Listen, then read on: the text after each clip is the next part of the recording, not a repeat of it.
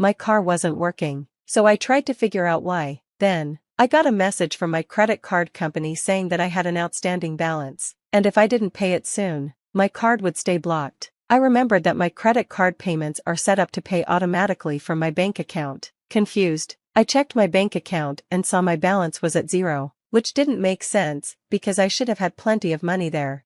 The only other person who could have taken money from my account was my husband. I felt worried, so I called the police right away. My name is Garnet Felton, and I'm 30 years old. I work as a freelance web designer, which means I set my own hours and mostly work from home. I often go to meet clients in person, even though most meetings could just as easily be done online. I prefer face-to-face meetings so I can explain my ideas clearly.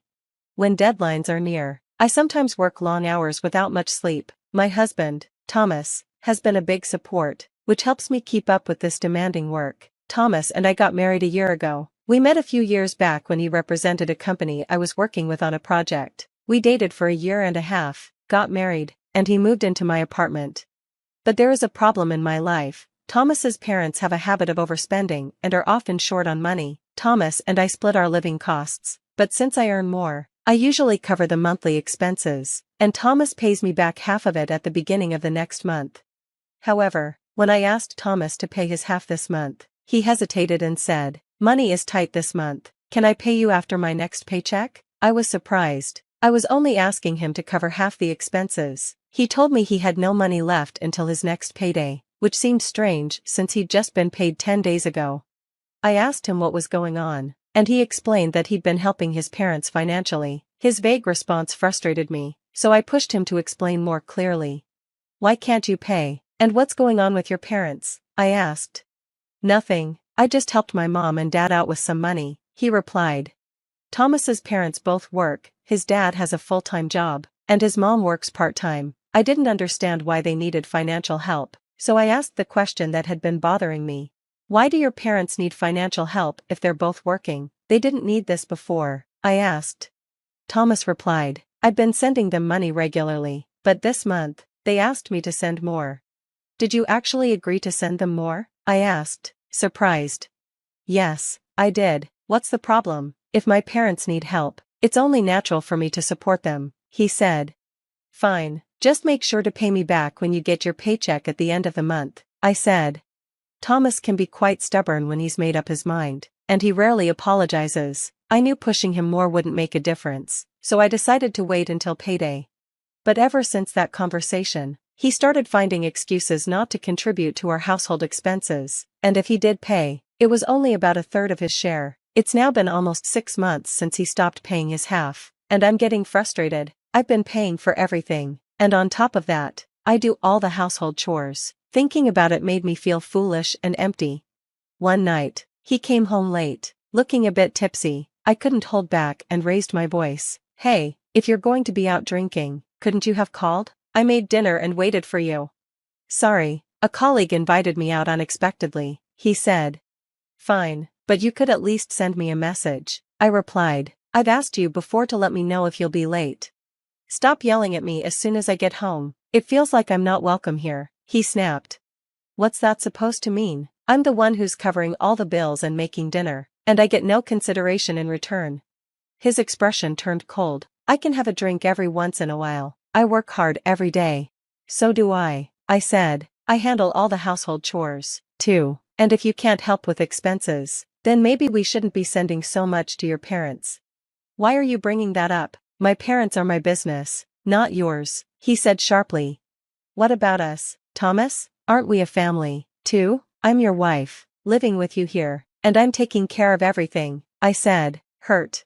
"Oh, why does it matter? You make more than me anyway," he scoffed. His dismissive attitude shocked me. Thomas only gets to live so comfortably because I'm covering everything. A simple thank you or sorry for the inconvenience would go a long way, but instead, he's acting arrogant. I was too angry to keep arguing, so I decided to talk again the next day.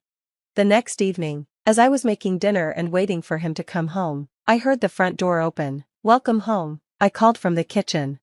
But there was no response. Then, I heard footsteps in the living room. When I looked, I saw that Thomas had brought his parents with him. Here's a simplified version. Mom, Dad, why are you here?" I asked, confused. With a smug look, my husband replied, "My parents have something they want to discuss with you."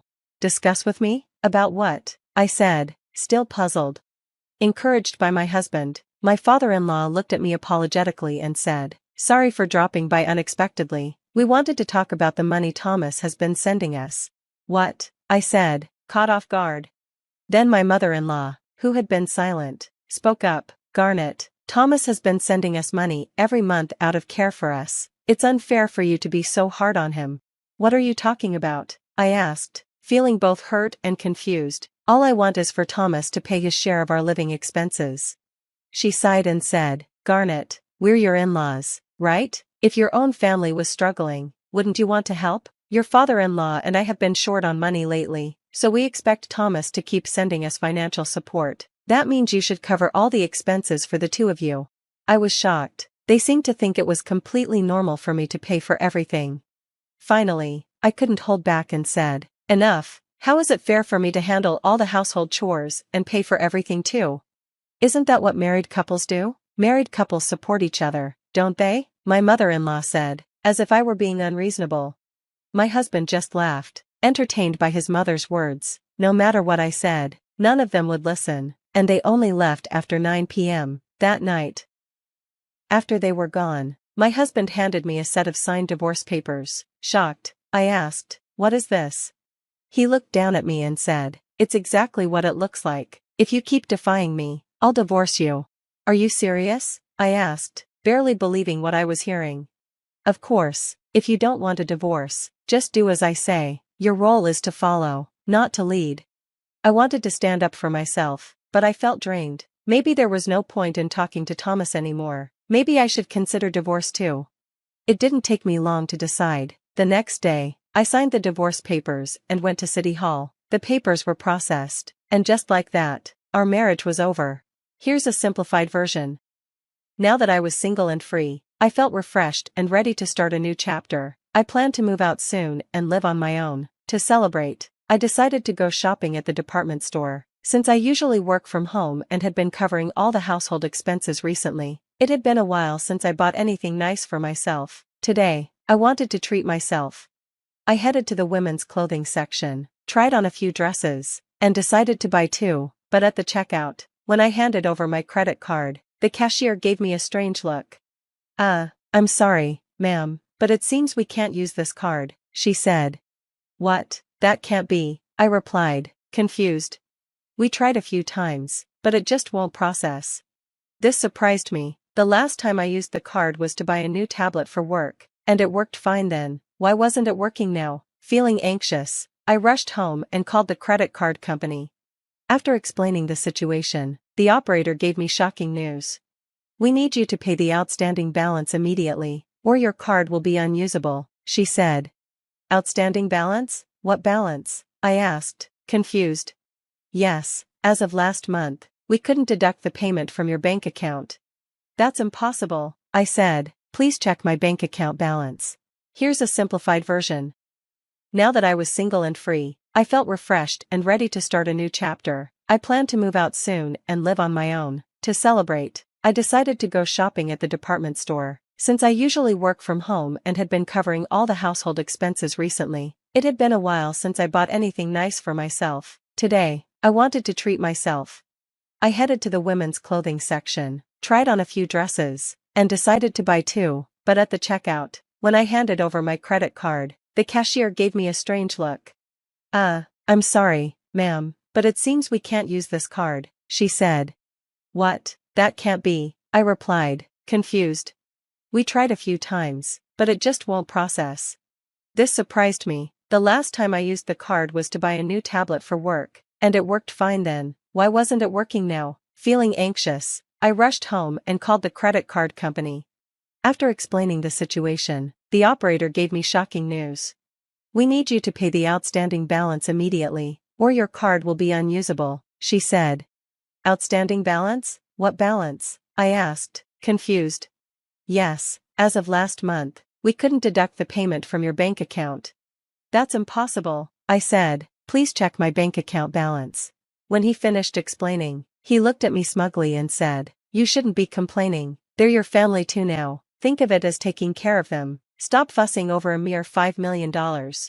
Without a second thought, I pulled out my phone and dialed the police. Hello, police? I'd like to report a break-in and theft. My address is... Thomas's eyes went wide as I ended the call. What? Did you just call the police? Yes, I did. Isn't this a case of break-in and theft? He looked shocked and defensive. Break-in and theft? That's too much. I live here. I looked him in the eye and said firmly, we're not a couple anymore. Actually, I'm the one renting this place. So technically, this isn't your home. And remember, you signed those divorce papers yesterday. I already submitted them. This is my home now, and you're just an intruder. You've got to be kidding. Call them back and cancel it, he shouted. I waved my phone at him. If you even try to touch me, I'll call them again. They're already on their way. Why don't you just admit what you've done? He looked panicked. Wait, we loved each other, didn't we? Why is this happening? Loved each other? I scoffed. Don't give me that. Do you even understand whose fault this is? All of this started because you blindly supported your reckless parents. You can't just take someone's life savings and expect forgiveness. He stared at me, speechless, and I continued, who would forgive someone as selfish as you? Honestly, it makes sense. You were raised by parents who were irresponsible with money, so now you think it's okay to take someone else's hard-earned savings. I hope the police teach you a lesson so you feel the weight of that $5 million, I said. Just then, the police arrived, and Thomas crumbled to the floor in fear. Who's the person in question? The officer asked. I pointed to Thomas, who was now cowering. It's him. All right, get up. We need to take you in for questioning. Thomas tried to plead, saying, all I wanted was to help my parents, but his words were ignored as the police led him away. However, the police later informed me that the case was considered a civil matter, so they couldn't intervene further. Determined to get justice, I went to a law firm and filed a lawsuit against Thomas, demanding the return of the $5 million he took, plus an additional $1 million in damages, totaling $6 million. Of course, Thomas and his parents didn't have that kind of money. In the end, all three of them ended up deeply in debt. Despite their situation, his parents continued their reckless spending and even turned to loan sharks. I heard rumors that they now live in fear, hiding from debt collectors. As for me, I cut all ties with Thomas and moved into a new apartment. Thankfully, my career took off, and I started earning more than I ever had before. After ending things with Thomas, everything in my life seemed to fall into place. I only wished I had divorced him sooner. Though my marriage was a failure, I knew my life was far from over. I learned from this mistake and am now more cautious with whom I trust.